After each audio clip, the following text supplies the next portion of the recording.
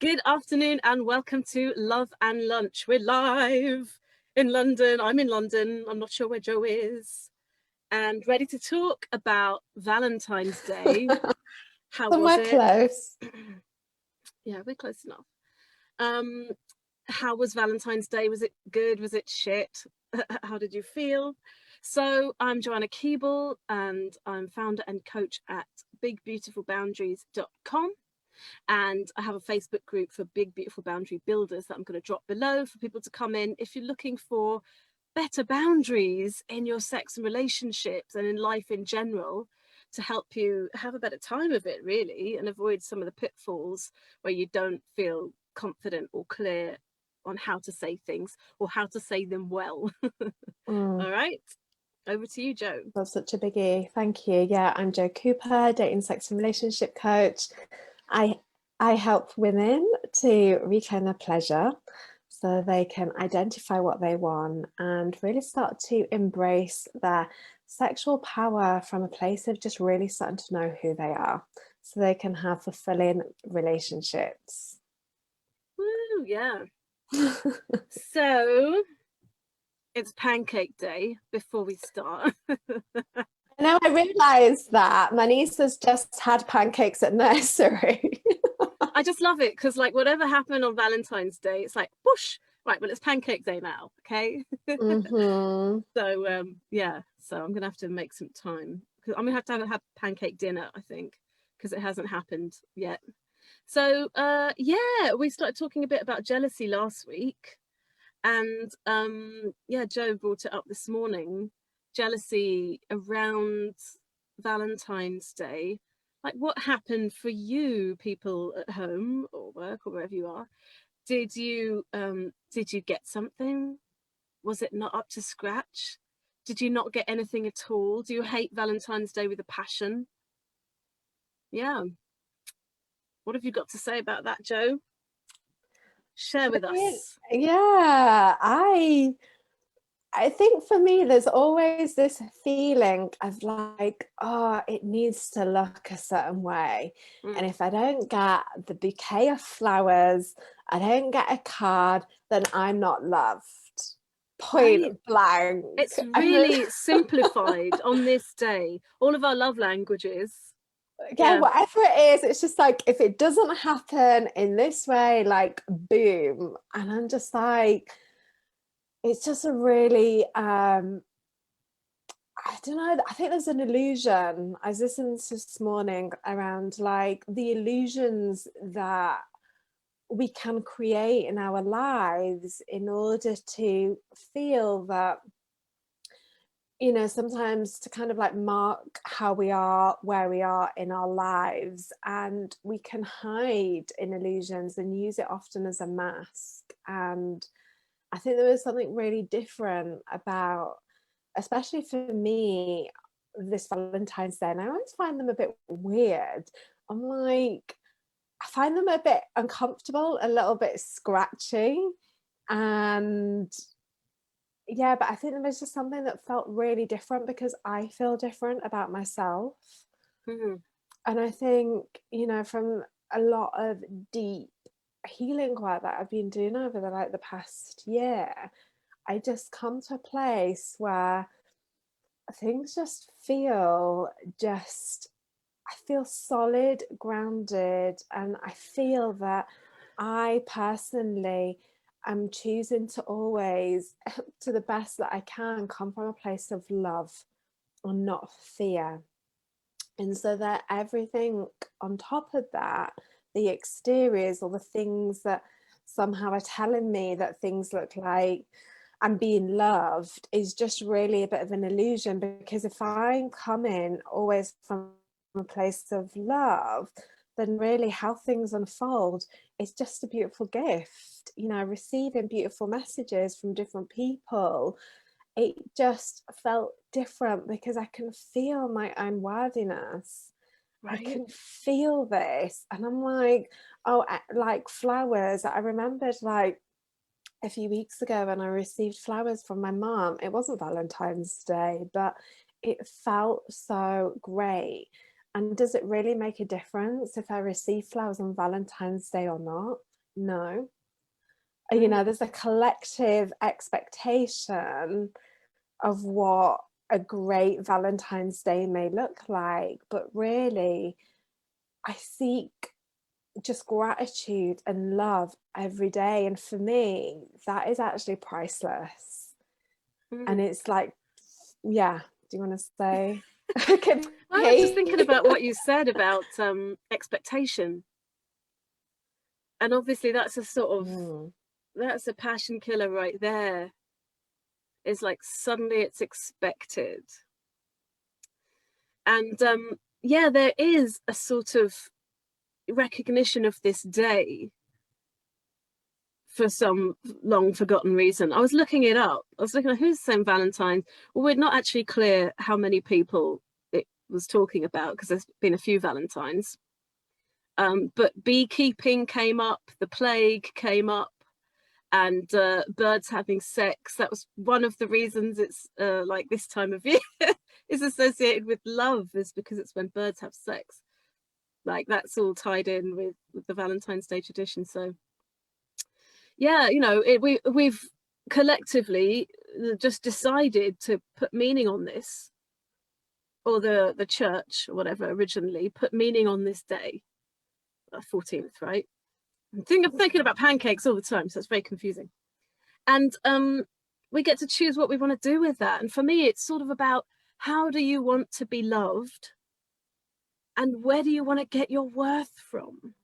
And I was really resonating with what you said about like things have changed because you're already full up with love from yourself, and so you get to show up in inspiration and not desperation, and that changes how everything you receive feels and looks. And instead of like play, like it reminds me of like computer games where you've got to like, oh, grab that package and get that tool and get that bit of food, and it's coming from this place of I need this, and you're gripping and you're looking for the next love kernel. Yeah, and I think just in that spot around expectation and gripping and control, Yeah, it's like a tightness. And I was just like, yeah. like in life, in relationship, I've been in relationships where I've gripped, and it's not fun. It is literally not fun. Like It's so gripping, dry. it's dry, you know, you're just setting yourself up to fail. Oh You are man. literally setting yourself up to fail because there's just such a control that if it Yeah, doesn't happen like this, then I'm not worthy, I'm not lovable. But you know, the most abundant feeling is your own love. yeah. When you are full and coming from a place of like worthiness and I love myself, and anything that's happened, like any messages I received on Valentine's Day came from a place of, oh my God, that feels so beautiful. I didn't need it to mean anything. I didn't mean it to be anything more like, oh my God, they've not sent enough. Because all of that is just a reflection of where, if I'm in a place of like, oh my God, that's not enough, they've not put enough kisses at the end, or they've not sent the right emoji, that's just me coming from a place of lack. I don't feel good enough. I'm not worthy. But anything that comes my way, I'm just like, oh my God, wow. Like, wow, I feel so loved. I feel a deep gratitude and love all the time, but receiving messages is just like, it's just really beautiful. It is just I mean, beautiful. emphasis on the receiving, because when you're in that place where you're just like, you've figured out how to love on yourself and how to fill yourself up, and you're taking ownership of that, then that's when we can opening and receive an awful lot more, right? And then it's different. Then it's the same thing, but you actually absorb it. It's like when you eat food, but your system can't absorb the vitamins, right? Sometimes it's not actually about what we're putting down our gullet. Sometimes it's about, it is our system sort of taken care of in a way that it's healthy enough to receive the nutrients in the things that are coming to us. Yeah, makes sense to me. Definitely. And I think coming from what you were just saying about the receiving, it's like if we never feel enough, then we just want to keep on scooping up, scoop, scoop, scoop, and it'll never feel enough. And it's like, what, I think for me, like personally, it's about a deep reflection of your soul.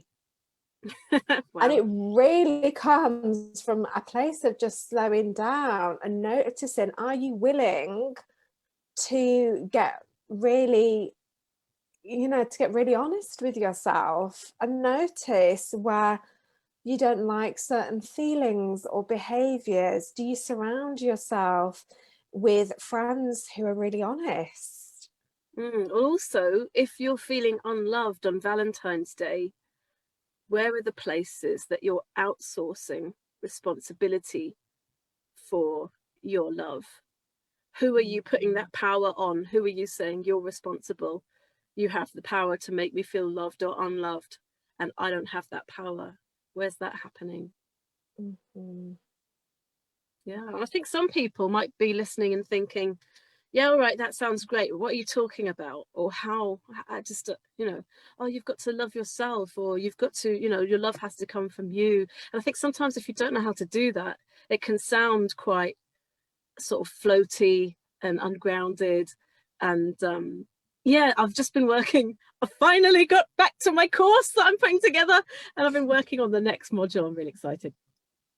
But it's all about like the actual how of how do you foster a sense of like inner connection so that you can feel yourself and be safe with yourself and know what you want. Mm. And for me, it really is a lot about practicing that. It's about showing up. It's just like, what would you like to see in a partner?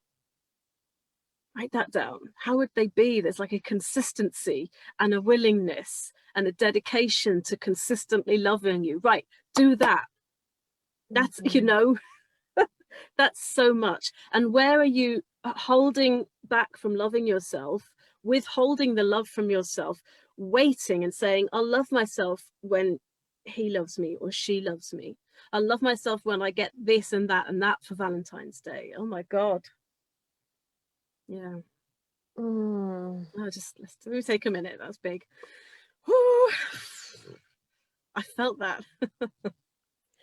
Yeah, I felt that too. And I think just riffing off that thing around like self-love can feel a bit fluffy.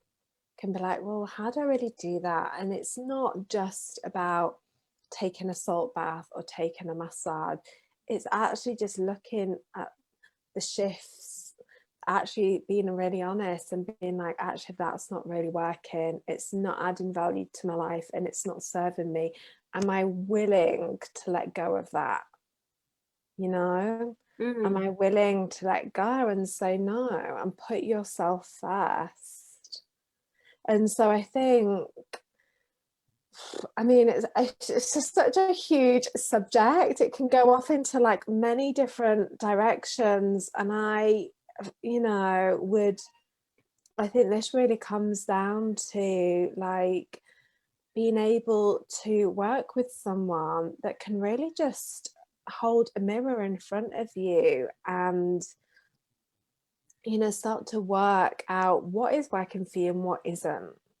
And I think that's just one of like the most beautiful things about doing the inner work and being like, yeah, I'm going to get really honest. I'm not happy with Mm. a lot of things that are going on in my life. I mean, for me, it's a continuous Yeah. journey. And I can see myself, I know there's periods where I haven't, but like, I think it's just been one of the most instrumental things of my own journey to clear up my own energetic system.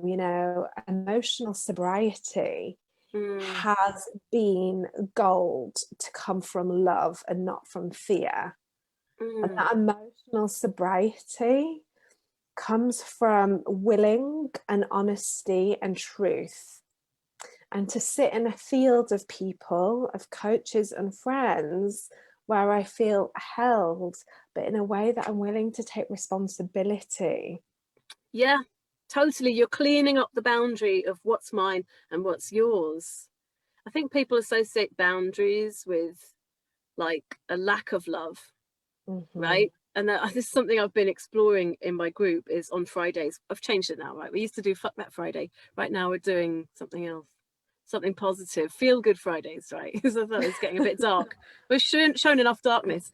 But a lot of that darkness is like, look at the ways that we're constantly encouraged to conflate love with not having any boundaries, with with being 100% open Hmm. and just allowing abuse and being like, you can do anything to me. I would crawl through broken glass. You know, I would die for you. I'm just desperate for you. I'll follow you anywhere. Even if you tell me not to, I'll never stop. And it's like, fuck, this is a really toxic model of love that's in like all our favorite songs and films. And it's really creepy. It is, I mean, massively codependent, or most of the stuff. Yeah, and surprise, surprise, all of our joy and enlightenment and happiness and balance and peace is not there. We're addicted to drama. Hmm. Hmm. I've had to For stop sure. watching Married at First Sight Australia because it's even though I love some good like nonsense drama, it's just too dramatic, and that's too much. But yeah, we love watching a bit of drama, and then we use that as a model for like what's appropriate in a relationship. A really like exciting film, a Mhm. really dramatic story of romance. It's like, wow, that's so much energy and so much heartache in those stories. That's not it. Mhm. It's got nothing to do with self-love as well. For sure. Beautiful. Yeah. I love this. And if anybody, responds to any of the questions that have come up during this, then please put them below. We can pick up on this. Yeah, there's another topic. Maybe we could look at it next Cool. week. I think more of like the jealousy, comparing where we are to others. I I think we think, quite intuitively flipped straight back to like talking about the person. But yeah, let's do it. Let's take another angle on it. mhm, amazing. All righty then, my loves. Well, I want to tell you something really exciting. So in my Facebook group this week, I am actually going to be speaking about my story, which I've never done before, but I'm going to tell you a really funny story of how I went from being a teacher's pet, going into school early every single day and staying behind, to sharpen everybody's pencils, to really wanting that love, to the woman that I am today. And so I have been on a hell of a journey, and I am really looking forward to sharing with you like my insights, what I've really been through, and the things that I've just let go, the things that I've realized within relationships that have not worked, and even exploring my sexuality and what that really looked like, in terms of like relationship dynamics. But yeah, anyway, I'm super excited to share with this. I'm going to be letting you all know a gift that I'll be giving to you all as well at the end of the end of the Facebook Live. It is within my Facebook group, so I'm going to drop the link at this video. I'm just like doing all of these pointy I've never things. done this before. Yeah, it's going to be dropped in there. So please come in, and yeah, it'd be really exciting for you to bring any questions to that session, and I would love to answer those. Awesome. Really excited Yeah. for that. I'm in Joe's group, so I'm going to be checking that out. I'm so excited. That's brilliant. So yeah, I'm going to drop a link to my little lovely little Facebook group for Big Beautiful Boundary Builders. It's basically just anyone who wants to have a slightly higher quality, more in-depth conversation, maybe share a little bit of yourself, maybe pick up some boundary tips, ask questions, come and connect. We're building something. All right, so I'll drop that below.